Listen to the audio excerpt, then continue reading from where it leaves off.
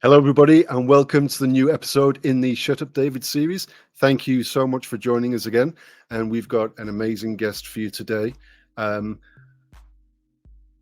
say too much. Bit of hush hush, secret military stuff going on here. But let's see if he doesn't mind the intro we're going to give him here. So, from the engine bay of a fighter jet as a load master to assisting leaders of small and large companies, our guest today has seen it all.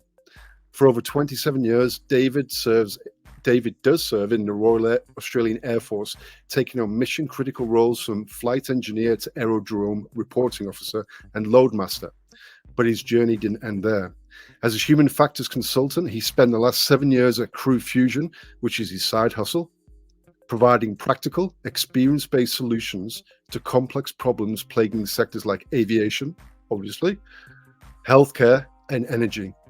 Through one-on-one coaching and training, David taps into his decades of frontline experience to help leaders at the highest levels optimize human performance and mitigate risk. And by the way, David's a huge advocate of HOP as well as safety differently. Let's explore David's remarkable career journey, and discover the insights that are transforming the way the world's most critical industries approach safety and efficiency. You won't want to miss this conversation. So without much ado, let's welcome David East to the stage. David, how you going, mate? David, great to see you, mate. Very well, thank you. I just realized I was going through that. I was calling you David the entire time, and I'm like, I should have put David East in there just to separate. This really isn't my alter ego. This is not just me talking about myself. This is a different person. That's okay. There can be more than one Dave. Yeah, two exactly. Daves. Yeah. Yeah. Two Daves. Dave squared. There you go. Oh, I like that. Yeah. Also, as well, for the listeners and for the watchers, I like to give a little bit of context and background. And one of the amazing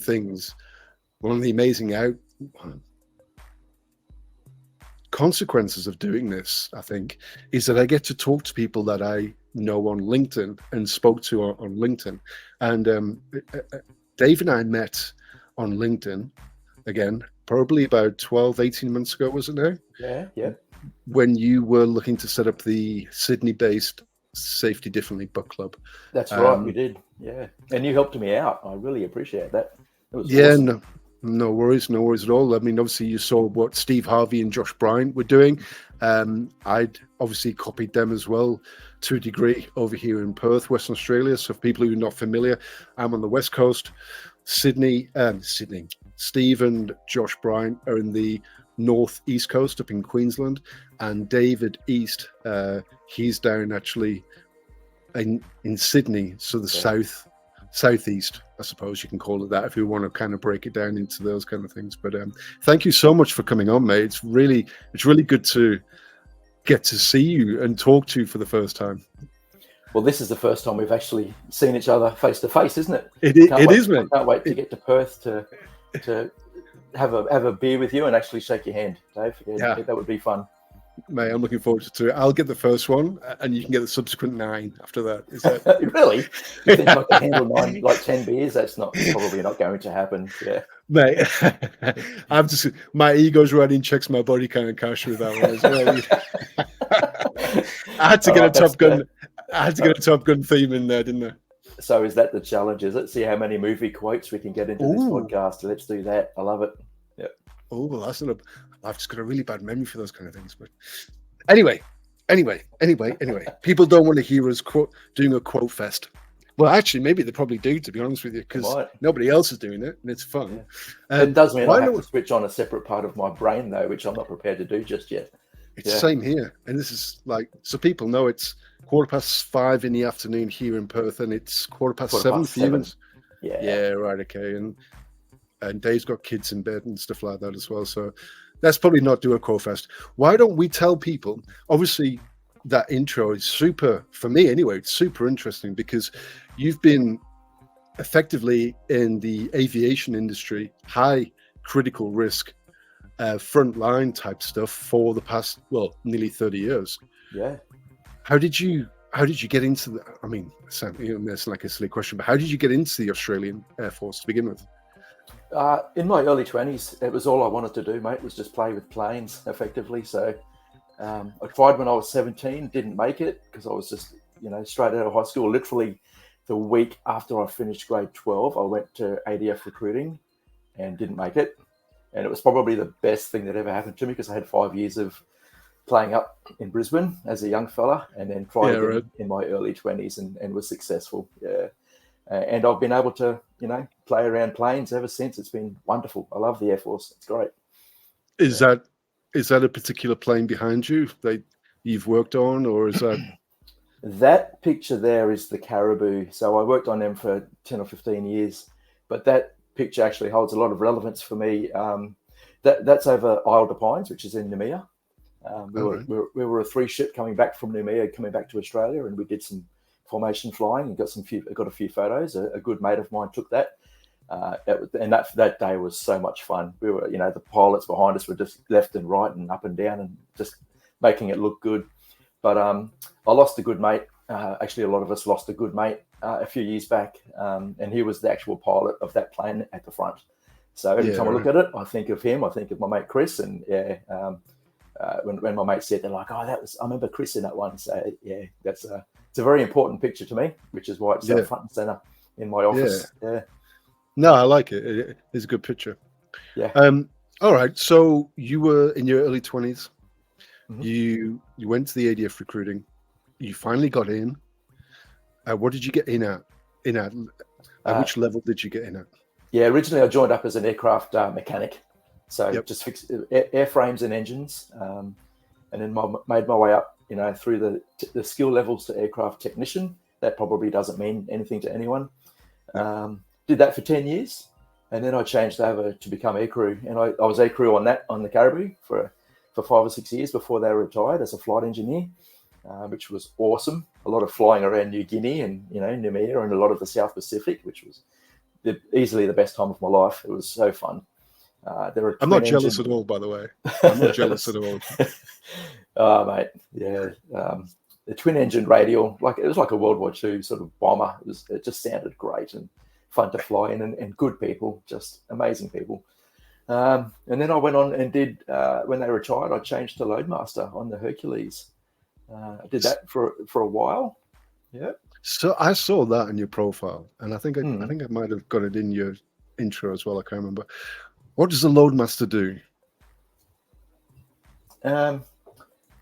Effectively, you're your aircrew in the back of the transport aircraft, and you manage all the passengers and cargo. Is the short story. Okay. You fly with them, and it's like a glorified. My boys would kill me for saying that, the boys from work, but it's a glorified flight attendant. Okay. In flight, you help people. You get people lunch and make them a cup of coffee, but your primary game is the cargo. But the best part of being a Loadmaster is when we get to open the back doors and drop stuff out the back. Yeah. Whether it be parachutists or cargo, and that's just so much fun. I've done airdrop over Iraq, in wartime and stuff like that. It's just amazing. Yeah. I was going to say, there's no way this ends at flight attendant. There's got to be some cool element here. This is the military. This is the military, for God's sake. You know what I mean? There's got to be something cool that comes from this. But opening those back doors and then throwing things out or throwing people out and letting people jump out. Is that where now forgive me because my military knowledge is very minimal. Only from the books I've read from Andy McNabb and other such. Special Force. I've got a few Special Force friends here in Perth as well, although they're quite reluctant to talk about their time. But is this like the difference between high altitude, high opening, and high and halo? Is it? Yeah. So HAPO, high altitude parachute opening. HAHO, high altitude high opening. So they jump out really high and they open the parachute really high, so they come in nice on and oxygen. Quiet. Correct. Yep. Or gotcha. HALO, high altitude low opening. Yeah, that's good fun. So they free fall for longer. Absolutely. Yeah. And they can, with the HAHO, they can actually glide for quite a long way, like 15 miles potentially. Like just get their parachute out and they can, they can glide for a long time, so no one even sees a plane. That's pretty cool. Yeah. Yeah. So they're coming in full stealth mode. Absolutely. Yeah. It's good fun. Yeah, Rogie. Sorry for that kind of diversion. I tell you what, it's the coldest. It's the coldest I've ever been when you open the doors at 20,000 feet. the metal floor of the Hercules does get rather cold, and your boots, they do nothing to protect your feet from that chill. It is so cold. You got your jacket on, you got everything on. Yeah, it's good fun. Yeah. I think I've only done it a few times, to be honest. The hey ho, yeah. The high altitude, high opening. Yep. I've done 2 as a civvy. I've done 2 skydives, one over Rottnest and one over Jurien Bay, both here on the West Coast. And nice. I think I got the certificate somewhere. So it was a minute of free fall, which is pretty decent. And I'm terrified of heights, but you get so high, you're looking at a coastline and you're thinking, that's a coastline. I usually see that on a map. It doesn't really register. Whereas you put me on the top of the building, a house or something, and I'm shaking like a leaf. But up there, I love it. I love jumping out of planes. It is incredible. And let me clear it up. I don't jump out. I help them. Yes. I help push them out, and then I stay on board. But that's okay. Hey, can I say one thing too about my history in the Air Force? I got this thing that I personally call the SCF, my safety care factor. Right. When I was a young fella, my safety care factor was like 0. Yeah. Right. You know what you're like when you're young. The male brain hasn't developed until its early 20s. In my case, early 40s. Early 40s. Yeah, the first 50 years of childhood are always the hardest, right? Yeah, exactly. I can't tell you how much I didn't care about safety as a young fella. Like just so dumb. It's like the Dunning-Kruger effect, isn't it? You just think you're so confident, right? And you're up on top of Mount Stupid. And I camped there for years, right? I set up a tent and I stayed there for years. Oh, right, mate. And I actively stayed away from learning more because I knew it would mean that I would get more scared. I'd be like, no, I don't want to know what the consequences are. Let's just stay in this bubble of naivety, and then I can just go and do all the crazy things I want to do. But I hear you. Yeah, and it wasn't until my late 20s that I started actually caring. To now I'm a massive safety advocate, but that journey has been pretty incredible. I've seen a lot of interesting things along the way. Let me just tell you that, Dave. And I want to get back to that because this is called the Shut Up Dave series, and I realize that I've been waffling on a little bit, so apologies for that. So let's get back to Shut Up Dave Wallage. Let's get back to David East because you're the topic of this conversation. So ADF, going through all these different roles, technician, engineer, load master that you're currently at. What made you realize or think about human factors? Because I know you're trained in human factors as well. Mm-hmm. Like, why would you suddenly start thinking about these things? What was it that brought? Was there an instant, or was there a particular moment in time that brought these thoughts to you? It was a moment in time. It was effectively just being put on a human factors course. Right. Okay. We call it CRMs, Crew Resource Management in the Air Force, or that's what we used to call it. Now we call it NTS, which is non-technical skills. But as a young aircrew member, I was put on the CRM course. I tell you, and this is a very interesting piece about defence as well that lines up with this, Dave. See, we don't have anyone in defence that is actually a safety professional, like with the job title of safety professional. Yeah, right. Okay. We don't hire HSE people or any of those terms.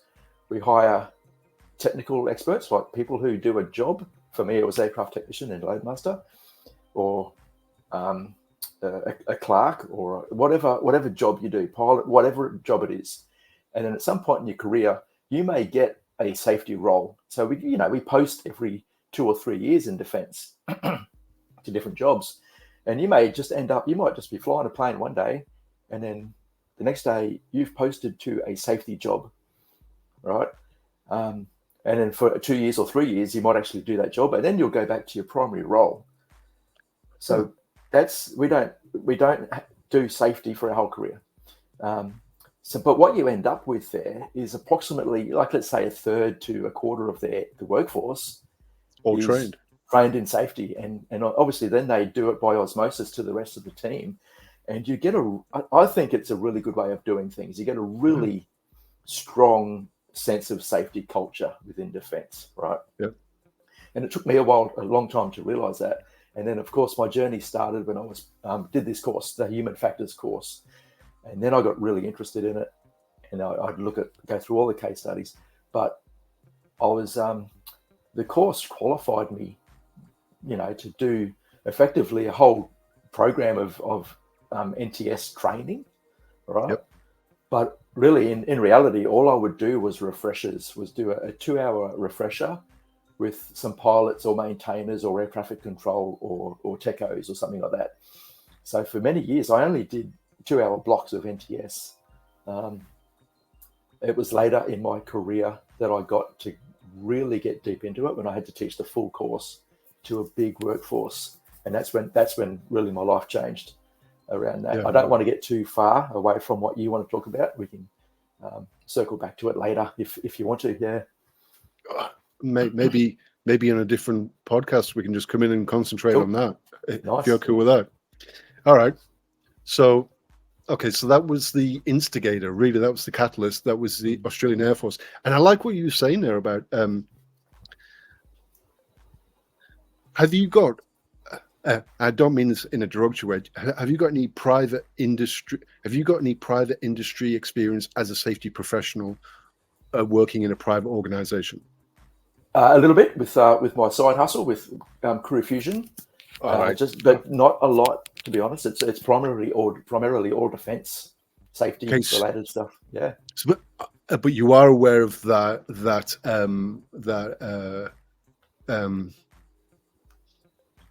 God, my brain's not working so much today. That I was going to say the word hatred, but it's not so much a hatred. You are aware of the stigma that safety people have in the private sector as a role, as a function that they, that unit brings. And I think what you're explaining before by having everyone, by not having a dedicated safety function, by having everyone coming in at some point in their career and filling in that, it breaks down, in my mind, that would break down the stigma of the safety department per se, and just say, look, safety is everyone's responsibility. Is that how you see it? To a point, yes, it is. But you still become that safety guy. Oh, here comes the safety guy again. Look out, they're all in trouble. Okay. The stigma still, you literally have it one day, and then you don't have it the next when you finish in your safety role. Yeah, right. Isn't that bizarre? I don't know. I can't tell you if it, having never worked in a civilian, high risk operation, high reliability operation, HRO. I can't tell you what that stigma is like. Like when I listen to people like Georgina Poole's Leadership Safety podcast, she talks about the stigma at mine sites. It's like, oh my God, I can't believe you had to go through that. That's like intense. You don't get it that bad, unfortunately. And, hats off to those people that go through that and make it out the other side and actually still like doing the job. There is still that persona within defence. Yeah, you're still a safety guy in there, and you've got a lot of work to do to share, to get your point across and to communicate with the team effectively, and especially when it comes to because I want to bring in the new view and HOP, that roadblock is pretty huge. Yeah. Okay, well let's pick that up from there then. So obviously you've got all this experience in critical industry, critical high risk. I mean, military, aviation as well as military. So you've got two of the high risk industries there. I mean, I think the only ones you're missing really are healthcare and nuclear. But you probably have elements of healthcare in the military as well, obviously. We do. Yep, we do. So you've got probably 3 out of 4 of the top most high risk industries in your particular field of occupation at the moment. You were introduced to human factors, and you just mentioned then that HOP and you viewing safety differently, and I've seen from your website as well. I really want to make sure we dedicate some time to bringing that up and talking about that at some point as well. This safety differently element, where did that come from? Because that's human factors has been around for a long time. Yeah. where did this thirst for the knowledge for, new viewing safety differently and HOP and all that, like where did that start creeping into your lexicon, your world? I'm glad you asked. That's a very important question, and I think it's a lot the same for a lot of people. I was posted into a safety role up in Brisbane as the deputy base aviation safety officer, so responsible for the airfield safety system, effectively. All right. Gotcha. But as well as the airfield, we're talking about the support system. So we're talking the air movements, the people that load aircraft and manage the passengers, the tanker drivers, the fuel drivers, firefighters, those sort of things. All of the support systems for an airfield. You run their safety management system. And at the time, I'd done many years as a aviation safety officer. So I could watch air crash investigations and pick that apart, and, armchair quarterback all those air crashes and go, this is what they did wrong, effectively. Although I didn't like that sort of analogy. And then I was posted to this role. I'm like, okay, I don't really know a great deal about ground safety and workplace health and safety. I didn't. So I was just lucky that my timing was right. I Googled safety podcasts and come across the Pre-Accident Investigation by Todd Conklin. And then I've followed, just following the two Brents with the Learning Teams one and the amount of podcasts that are available, the Safety Futures and ForgeWorks. I found all of those. I lived 45 minutes from work, and I had an hour and a half every day to get involved and just engage with all this new stuff. And I found that, and I was like, I'd go to work with some new concept that Todd Conklin had talked about, and I'd tell my bosses about it. They're like, "Oh my God, it's the craziest thing I've ever heard. That's amazing!" And I just stayed one piano lesson ahead of all those guys, and was able to effectively be the smartest man in the room for about 5 minutes, which was fun. But I just like many people, the new view HOP just sits well with a lot of people because they understand it, don't they? Like the principles, you can show anyone the principles and they can just glance at them and go, yeah, they make sense really quickly, right? And then of course you can go in and talk about them for a whole day if you wanted to. Yeah. But I brought in the organisation that I worked for at the time in Brisbane at Amberley for the airfield really needed a change. And you and I are both aware of trying to change a culture, but this culture was fully behavioural based. It was all blame and shame. So it was just the perfect opportunity for me to roll in there and with New View and take that on. And when I'd go in and to do an investigation, and I at the time I called it a learn and review, they were like, "What's a learn and review?" I said, "This is a new way of doing this." And obviously because they thought the police were coming with an investigation, and that's literally the way they saw it. Because I'm a warrant officer in the Air Force, which is a senior enlisted rank, they were scared shitless of me. And I said, no, we've got to clear that personification. I'm here to help you. We're here to learn. Let's do some learning teams and let's learn some stuff here. And the change that was able to be made, and it wasn't just me, it was a couple of colleagues as well. And I brought them on the journey. I said, listen to these podcasts, please, because they're amazing. Yep. And we went on the journey together, and we'd go into a workforce of 10 people, and instead of they'd had an incident, but they might have had a fuel spill, for example, and they were just used to getting in trouble and being blamed for not setting up their truck right or not doing their pre-checks on the truck correctly. And I was like, no, I don't care about that. How's the system work? And let's find where the gaps are. And they thought it was fantastic. And the whole learning team journey was super effective, and we had some pretty big wins, to be honest. And that's and since then the journey has just been incredible. I continue the learning team's journey and that learn and review. There is a better term for that, but I can't think of it at the moment. That philosophy really works. Yeah. I think as long as you've got that word learning, and Yeah. you're probably on the right track. I've got an observation to make, and then I've got a question in mind. But I want to drop this observation first because it's kind of relevant to a couple of things you pulled up there, in relation to you as a person, being a warrant officer and having this level of authority and this level of power potentially over people, and then having to overcome that. I can hopefully tell, my 47 years of, being around, that you're not the type of person to abuse that power.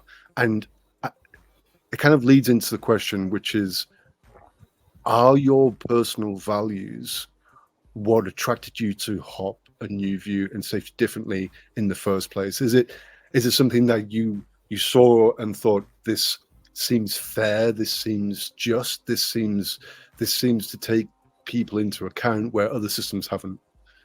That's amazing. Yeah, that is such a good observation, Dave. Well done. And I'd never thought of it that way, but yes, I do believe that's probably the case. In previous jobs I'd had, just the way the workforce was set up, there was a level of competition amongst the guys and girls that are your peers, and the competition is, I want to be the best at this job ever, right? I want to be regarded as the best. I want to be promoted. I want to be recognised. And it's actually a pretty toxic workplace to work in. Yeah. Okay. And there was some problems there, and specifically some problems for me and a bunch of my colleagues. And I walked out of that workplace after working there for 5 or 6 or 7 years, going, that is not how I never want to see a workplace like that ever again.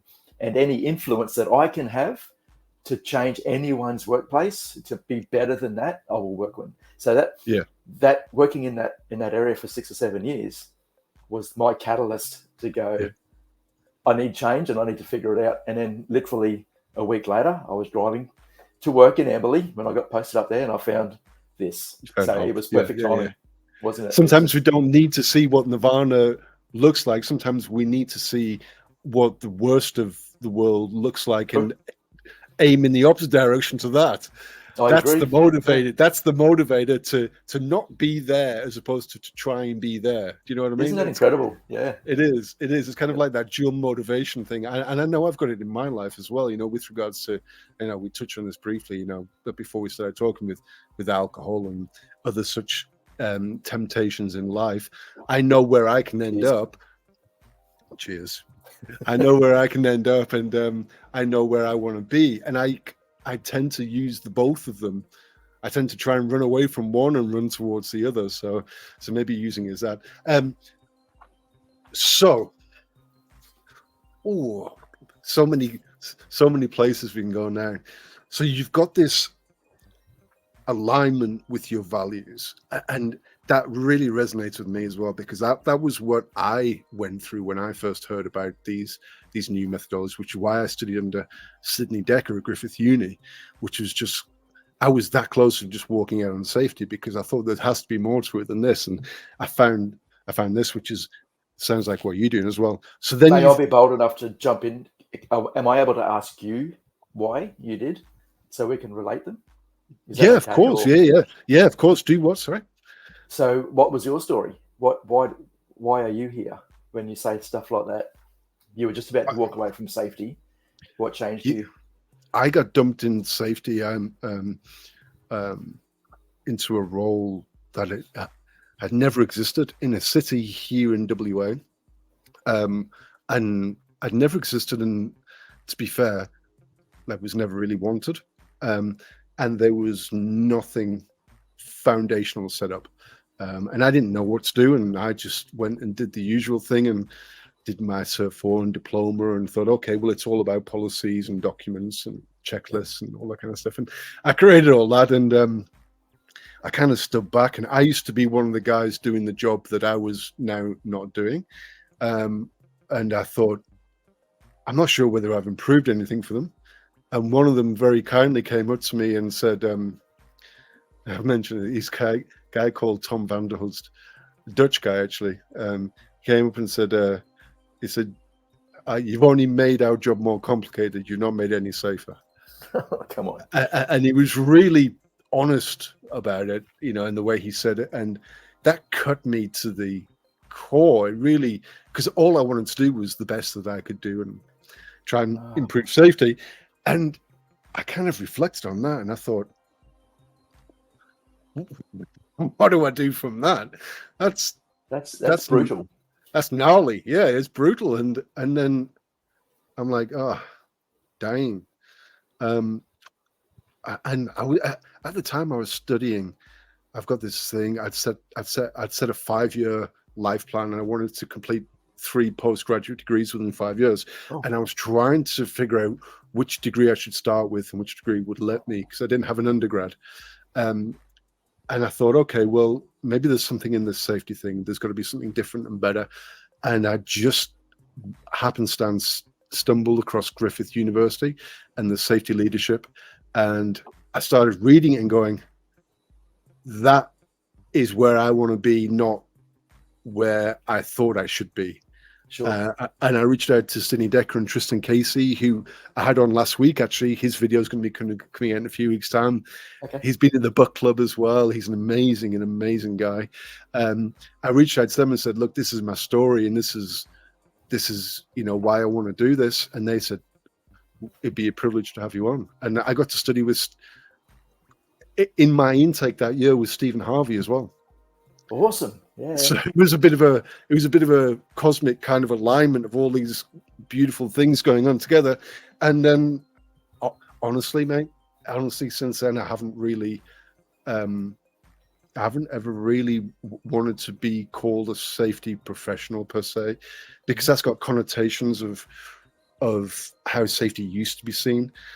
And then probably 4 years ago, I got introduced to coaching, and for me, it's that coaching and safety piece just fits so well, because you're dealing with individuals, you're dealing with, like, you're taking the concept of safety 2 and HOP and all that kind of stuff, and you're taking it, okay, people are the center. Yeah, we get that. People are the most important. Coaching still is, the person is important. Yes. And I've just kind of gone with that, and I love people and talking to people and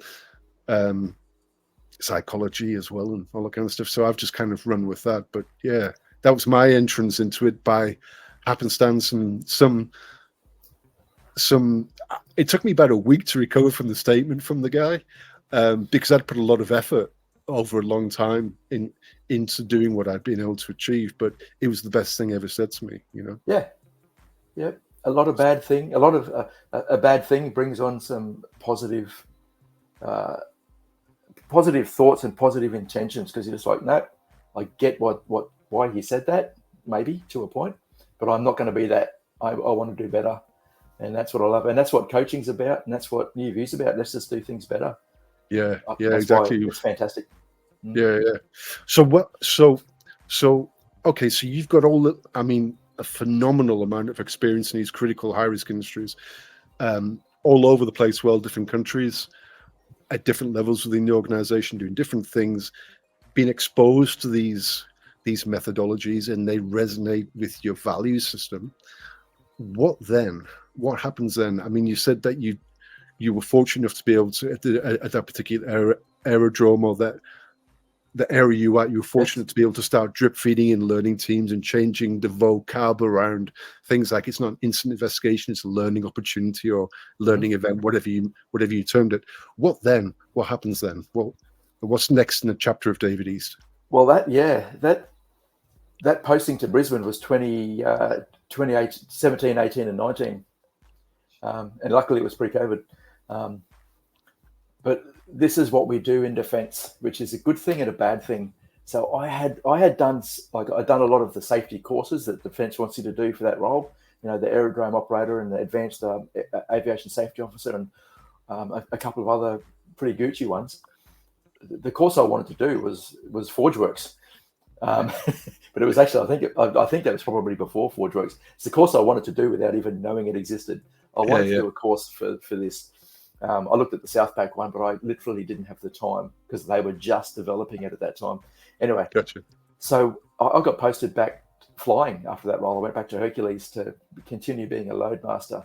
So then I'm like, okay, so this is, I've gone back to the culture that was bad before. What can I bring back now to help adjust that culture to be something more positive? And I brought in some psychological safety. I brought in the HOP principles, that kind of thing. Yeah. And it resonated. It went really well, right? But I was unfortunately I was only there a year. Another posting popped up about a different job that they wanted a specific skill set for. So I went into that role. So to be honest, I didn't get a good enough opportunity to make it an enduring thing, like an enduring concept. Yeah. And that's the real hard part about trying to implement, like everyone knows, trying to implement HOP into their workplace culture. Unless you get that red carpet rolled out and say, yeah, everyone get on board with this because this stuff's fantastic. If you don't get that red carpet, and you're having to convince so many people, because like I said, a great portion of our workforce is really highly trained in safety. So they've all got their own mindset. They all think that the way they know safety is the best way to do safety, and it's good. We do safety really well. I'm not going to say we don't, but is there a better way to do it? And that's the challenge I've had since then, as to how to do it. I literally had. That's actually why I started my side hustle, Crew Fusion, because I'm like, I'm not getting the love I want out of defense because it's just a big, massive battleship that is way too hard to change. The rudder's way too small. It's not going to happen anytime soon. So I started my own consultancy, and I've been able to do a little bit here and there with small companies in my area, which has been awesome. I've really enjoyed doing that. But because defense pays the bills, I have stuck with that for now. But I'm literally, as we speak now, I'm working. So the unit, we call it a FEG, which is a force element group that I work for, is called AMG, Air Mobility Group. So all of the transport aircraft, from the big ones, the KC-30 and the C-17, right down to the Hercs and the Spartans and the King Air. We've got 50 or 60 planes, whatever. I can't tell you how many planes it is, but it's about that number. And a pretty big workforce. And I've been working with just small groups, small little silos in that organization, talking about HOP, talking about how it can work. And they're like, this is actually good. So I'm making very small inroads at the moment. Nice. It is so challenging. It really is. Because I've also got my primary role to do, which is not safety. So it's a challenge. Having said that, I'm very lucky. My next posting, which is at the end of this year, is in a safety role. So I may be able to get back to a point where I can influence, which is which I'm looking forward to. But that is the interesting part about defense. Yeah, I was good. And I need to loop back to the beginning of that particular section in my mind. First thing, I love when military guys use the word Gucci, because it just means fancy, spangly, sparkly. And as soon as you said it, I was just like, I like that. I like that. Second was, so you, and it's interesting. It's that double-edged sword. People get pulled out of their usual role to go and do safety role for a while, but then get sent back, blah, blah. And that's good in a sense that it gives them exposure and gives them an understanding, more of an understanding as to what it is. But it's bad in the fact that you don't get the time served in order to make a big difference. Is that correct? Correct. Absolutely. Okay. I'd love full time it. Yeah. And then, so that would, and I've got to admit, that's got to be a major hurdle, because with things like this, you've got to be talking a commitment 3, 5, 8, 10 years, in order to be able to turn the ship around. In effect, like you mentioned, the small rudder, you need that constant commitment over a dedicated period of time. But you mentioned as well, and I'm glad you mentioned it, because I was going to bring it up anyway. Yeah. You mentioned your business, Crew Fusion, Human Factors. The page we're on here is the approach page. Mm-hmm. And if we scroll down, we can see some of the areas of services that you offer. So human factors, psychological safety, high performance teams, active listening, highly underrated, and such. I think I had a blog post a couple of months ago which talked about active listening almost being like a superpower, because the impact you can make is just phenomenal in this area if you know how to do it properly. And I'm not saying I do, but if you do, trusting teams, safety promotion, mental health, well-being, resilience, and safety differently, with emotional intelligence in there as well. Which is if you could pick two of the services, I would put you on the spot here, Dave. You could pick two of the services which you most enjoy. Which ones would they be? Yeah, good question. I can't. I love human factors. I love the new view, HOP, and I love everything in between. Look, for me, it's all about.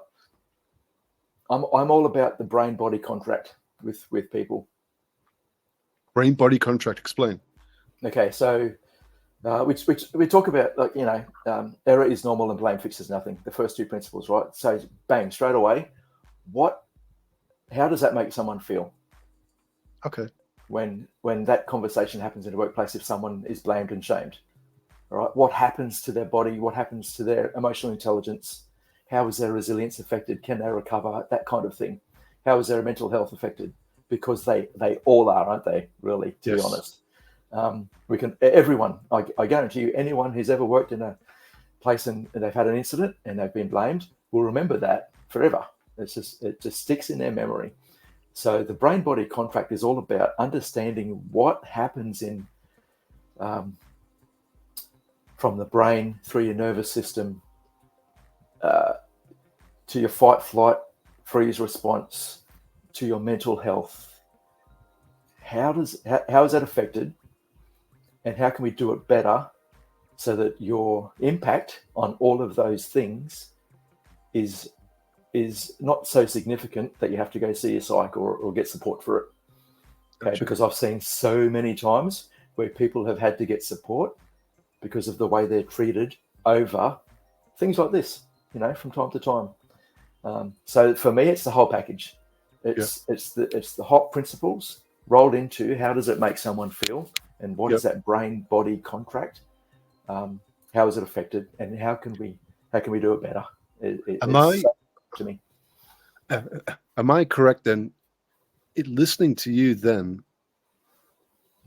correct me if I'm wrong, because the first time I'm hearing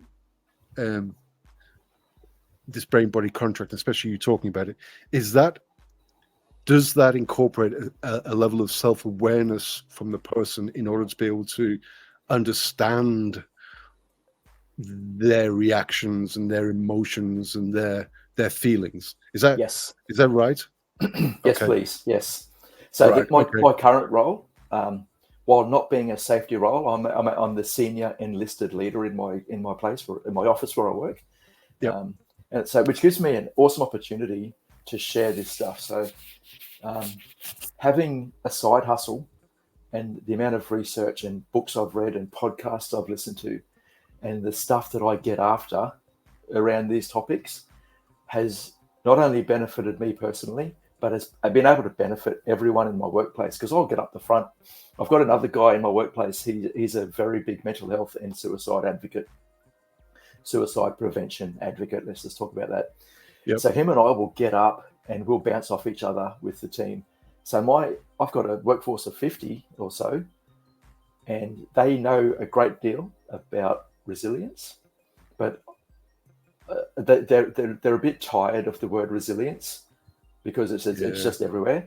So I call it how to recover, because recovery is a very, very important part of resilience. Yes. So when something bad has happened to them, whether it be like a very serious event, like losing a loved one or something like that, or something extremely bad happening in their workplace, yes, you can be resilient, but how do you recover from that to build your resilience is a very important thing. It's also positively framed as well, isn't it? It assumes that they are going to recover, for starters. How to recover? Okay, well, it's not how to stop dwelling in misery and all that kind of stuff. It's how to recover. You will recover if you do these things. That's exactly right, and it's your choice. If you want to sit on the couch all day long and watch Netflix and eat potato chips all day long and get alcoholic, that is your choice. But you also have a choice to get outside, exercise, eat well, and recover. And that's kind of the thing we push. My team is very emotionally intelligent because I talk about it all the time. And as well as that, I have introduced. I've got a wall of the wall of love. It's just all this stuff.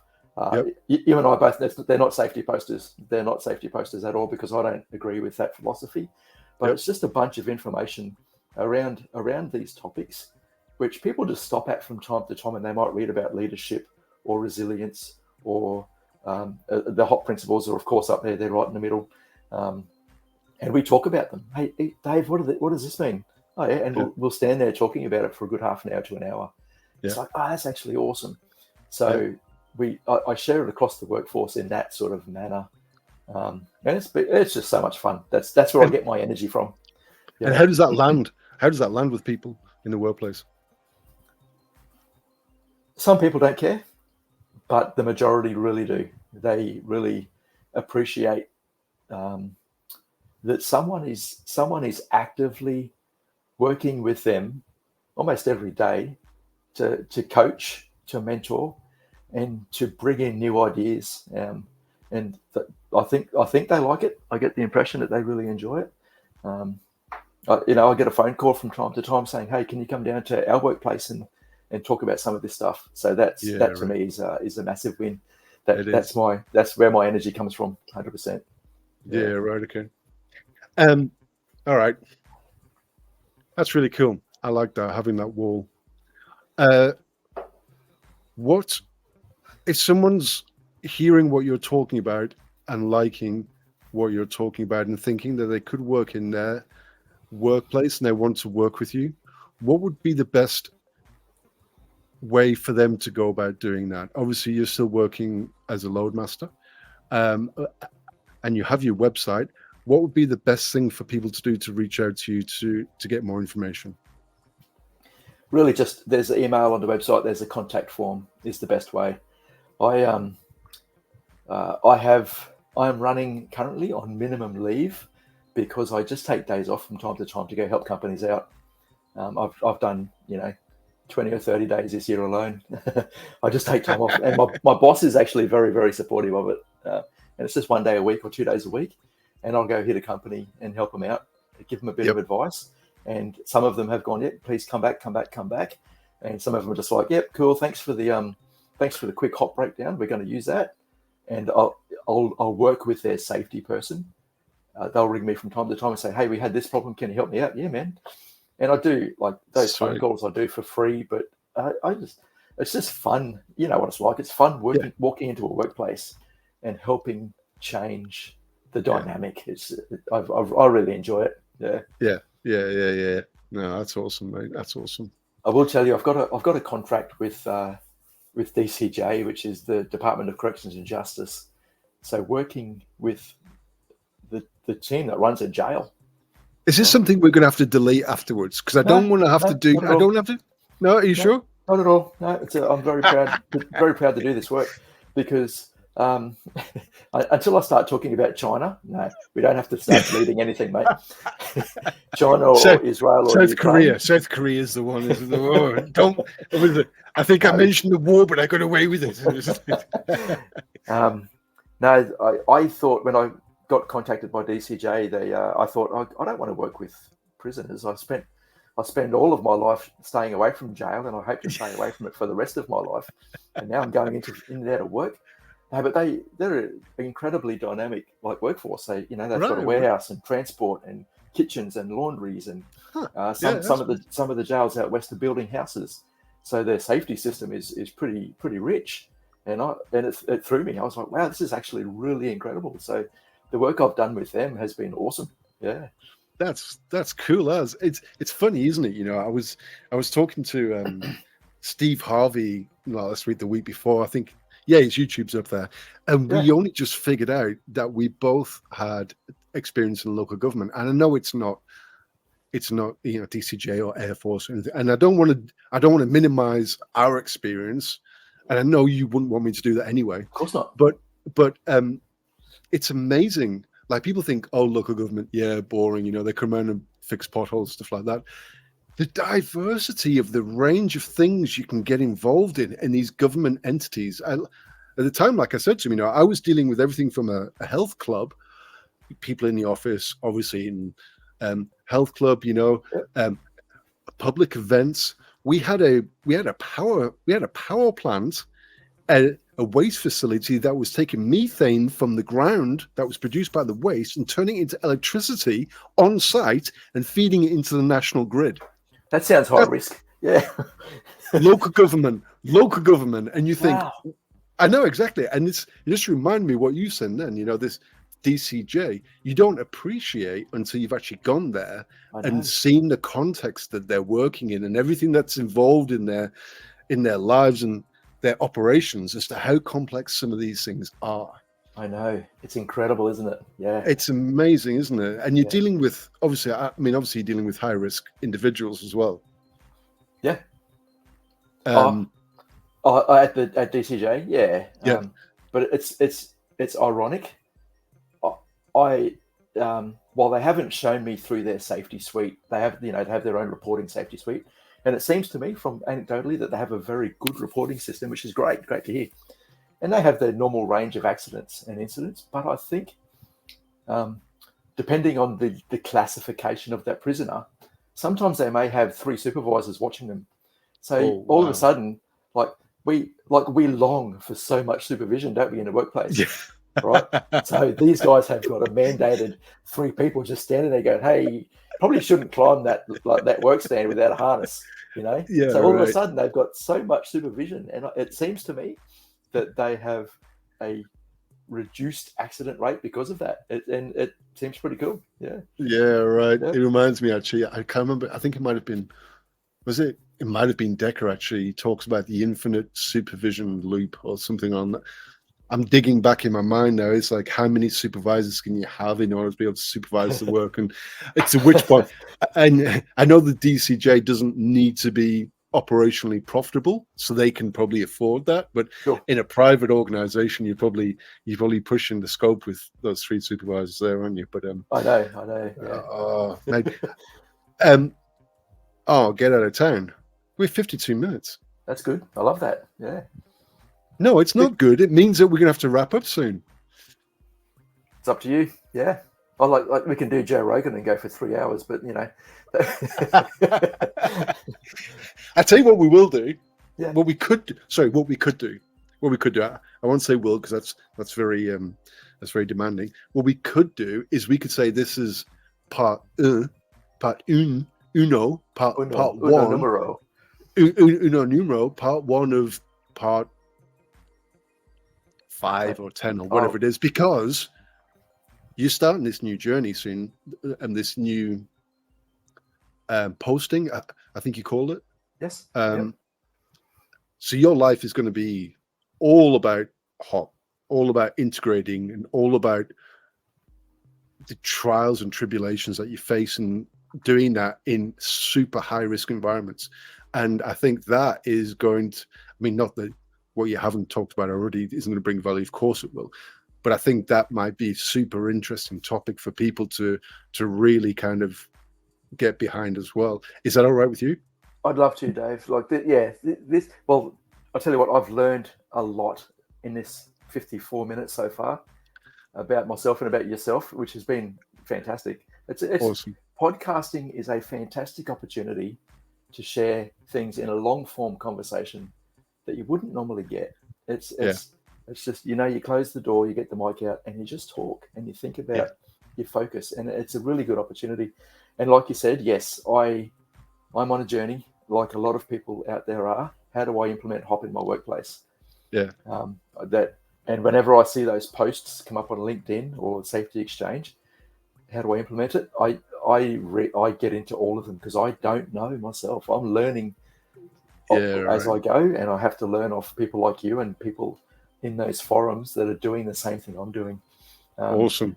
Awesome. Well, hopefully you can play your part in the education cycle, the education soup of knowledge where people can just delve in and start, oh, well, this worked there, but it might not work here, because as we know, it's super contextual. It's not a case of hop worked in this one industry 2 years ago in eastern suburbs of Sydney, therefore it's going to work everywhere else. That's right. That's not how it works, is it? This is more like a philosophy as opposed to a rule book that gets handed out. Correct. And it needs that contextualization. And I actually have friends who work in aviation as well, which is closely related to what you're doing as well. I know they'd be super fascinated by what you're going through as well, and it'd be awesome if we could get you on again. That'd be great. And hey, look, thanks to what you're doing as well. I know you've only been doing this for a short time, but I'm a fanboy. I've watched the Mark Alston episode. I've watched Josh Bryant. I've watched the Poobalidis, and I've learned so much. And I tell you what, hats off to Josh, what he's doing with Mitchell Services. Like he's doing like that's okay. That all of these things that Josh says, I need to write them down. It's crazy. That's the language I need to talk in order to get this point across in my workplace. So good on you, Josh. Keep it up, Mark, with what you're doing. It's fantastic, and I love the Poobalidis. Changed it from human and organizational performance to potential. I got a lot out of that. Human and organizational potential. People hear performance and they're like, "Oh, what does that mean? We have to be right up here?" But potential is fantastic because we've all got potential and we can use that. I love it. And that brings it. I particularly love that when they said it, because from my training through coaching is performance equals potential minus interference. Yeah. And I love that potential thing, because when you start talking performance, people go, oh, I have to be operating here, or I have these self-imposed boundaries or limitation. It's a pressure. Yeah. But when you go potential, what's your potential? And you go, oh, that's limit. That's it. It's not limitless, but you're aware of what you can and can't do to a degree. Mm-hmm. Mostly people can do more than what they imagine they can do, but potential is so personal as opposed to performance, which is generic. Correct. And that's why I loved it. I loved it, and that brought it squarely back into the coaching realm as well for me, which is just amazing. But no, that's awesome, Dave. Mate, I knew after we reached out like 12, 18 months ago that I was going to enjoy talking to you, but I didn't realize I was going to enjoy talking to you so much. It's like nearly an hour now, and I could go on. Thank you so much, sir, for your time. I really do appreciate it, and I'm really looking forward to getting you back on. Thank you, David. Yep. Thanks for what you're doing for the community, mate, and thank you for the chat. It's been fun. No worries at all. Thank you again, and thank you everybody for listening. I'm going to move Dave out, so everyone's. Don't know what's going on my screen. See you later, Dave. Take care. There he's gone.